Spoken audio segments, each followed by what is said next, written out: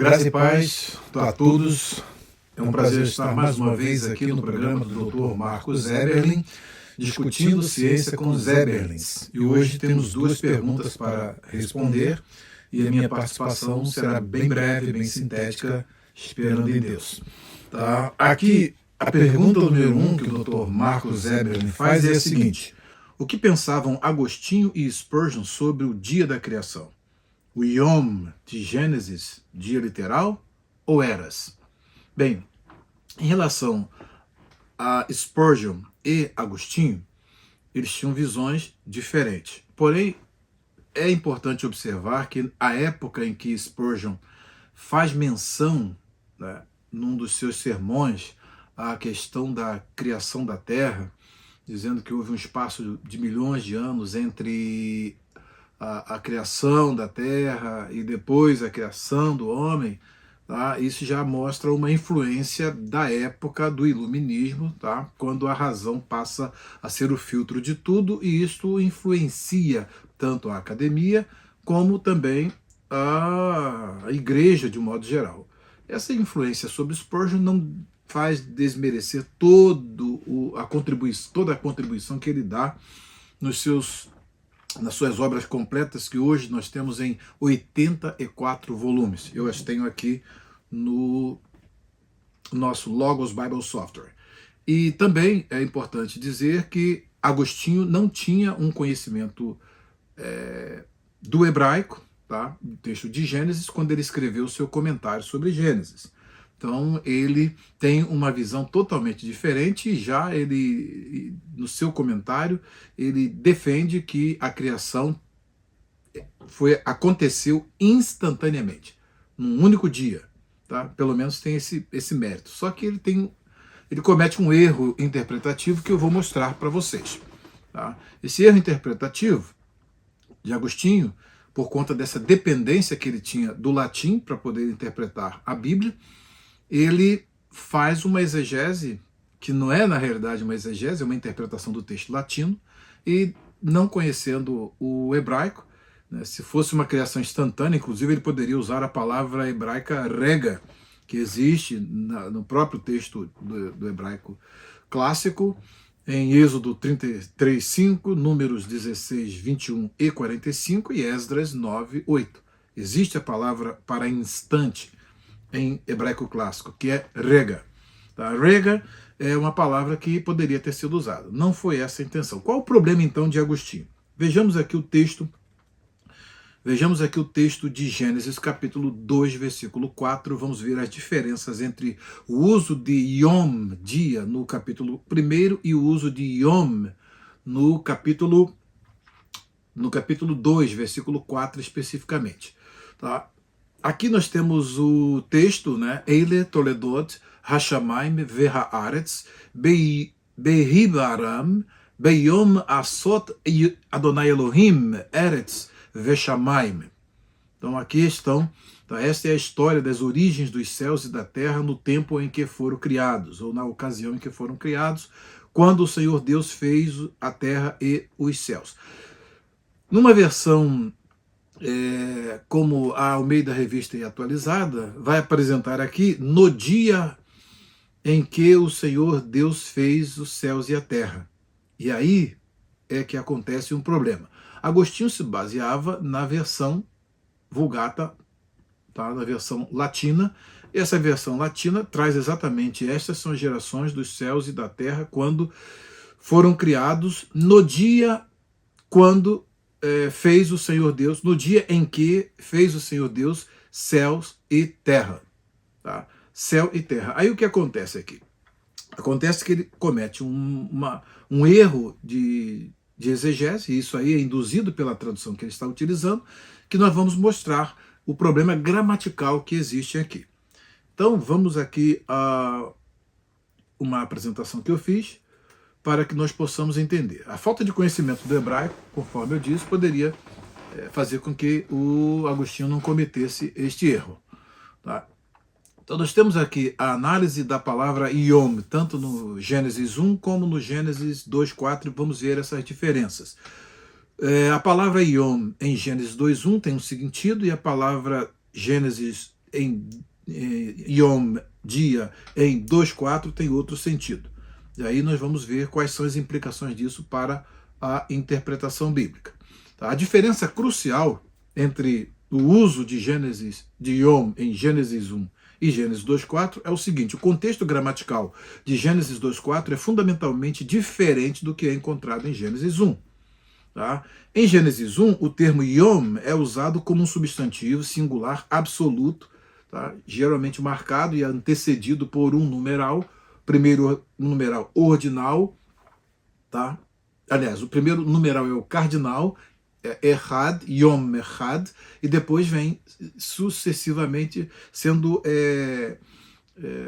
sucedidos pelos numerais que vão ali qualificar uma sequência de dias, o segundo, o terceiro, o quarto, o quinto, até o sexto dia. Depois faz a menção também ao sétimo dia. Daí então, nesse caso específico, quando Yom é utilizado como um substantivo singular absoluto, ele significa aqui dia literal. Já em Gênesis 2:4, o mesmo termo Yom é prefixado pela preposição Beyom, tá? Formando essa expressão que é uma construção idiomática temporal, significando quando e não um dia literal. Essa diferença é crucial para entender que Gênesis 2:4 não está em conflito com os dias literais descritos em Gênesis 1. O que levou Agostinho a entender que, bem, no dia em que foram criados, então Deus criou o mundo, o universo em um dia só. E contrastando que Gênesis 1 vai fazer menção dos dias sucessivos, 1, 2, 3, 4, 5 e 6 da criação, dias literais de 24 horas. Tá? Essa diferença gramatical é crucial para entender que Gênesis 2:4 não está em conflito com os dias literais descritos em Gênesis 1. Então, Agostinho comete um erro muito grave aqui, porque ele vai ter que desconstruir o sentido literal de dias em Gênesis 1. Alguns usam isso para poder, então, abrir a porta de introduzir aí o sentido de eras.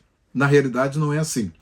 Tá? O uso de Beyom em 2:4 é uma expressão idiomática temporal que indica a ocasião ou época em que Deus criou a terra e os céus, e não um dia literal, como em Gênesis 1. Sintetizando, então, tá? Em Gênesis 1, dia, Yom, aparece como substantivo singular e absoluto. Tá? Nesse caso específico, tem um sentido, dia literal. Já em Gênesis 2:4 encontramos uma construção gramatical distinta, Beyom, onde o substantivo dia é prefixado pela preposição em, em, tá? E seguido por um infinitivo construto, tá? Que é o asot. Esta construção forma uma expressão idiomática temporal que designa quando, tá? Não indicando um dia literal. Essa diferença gramatical resolve a aparente discrepância entre os usos de dia em Gênesis 1 e 2:4. Isso nos leva à melhor tradução de Gênesis 2:4. Então eu fiz uma tradução que é a seguinte: este é o relato das origens dos céus e da terra quando foram criados, quando o Senhor Deus fez a terra e os céus.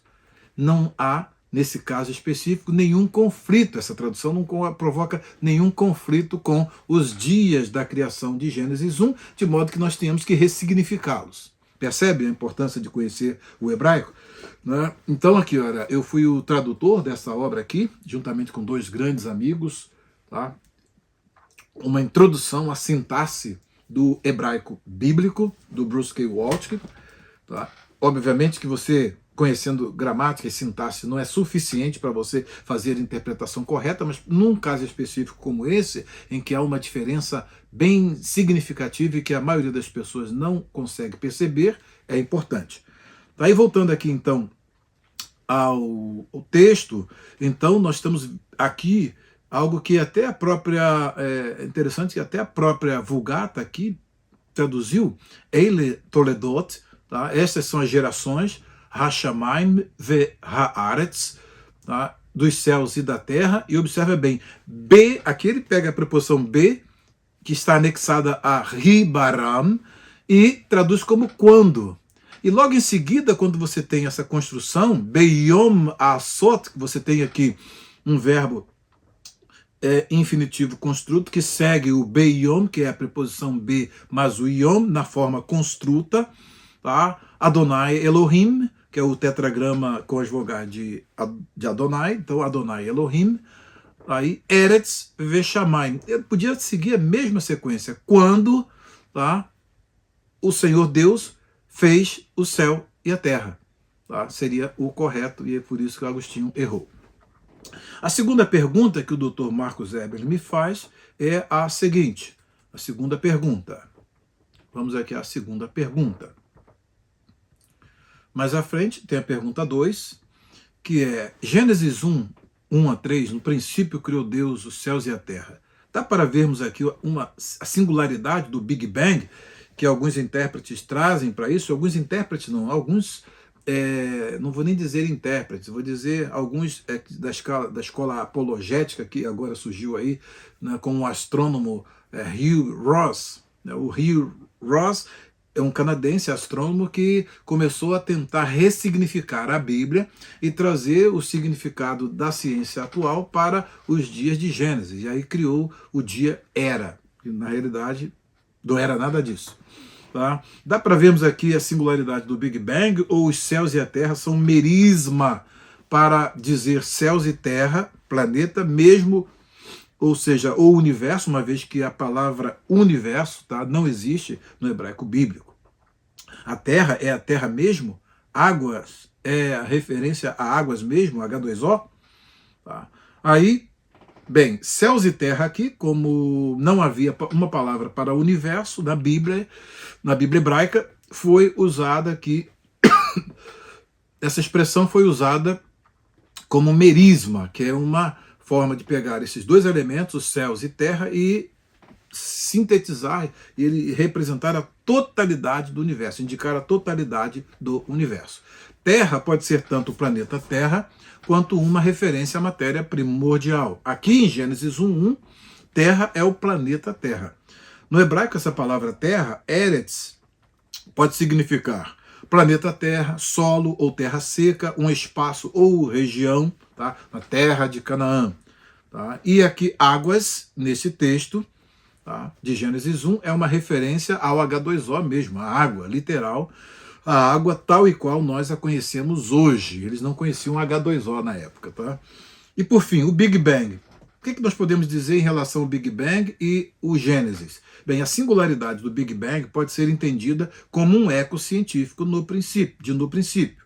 Porque até esta época da criação da teoria, da descoberta da teoria da relatividade por Einstein, e o trabalho que foi feito usando a teoria da relatividade para poder chegar à compreensão de que o universo teve um princípio, até essa época era a matriz aristotélica que estava em voga, ou seja, que o universo e a matéria são eternos. Né? Então não tinha um universo sendo eterno, era a matriz disciplinar do Aristóteles, o modo, a cosmovisão aristotélica, que ainda predominava. Quando veio a descoberta da teoria da relatividade, então o universo passou a ter um princípio, mas dizendo o que Moisés já tinha dito, no princípio.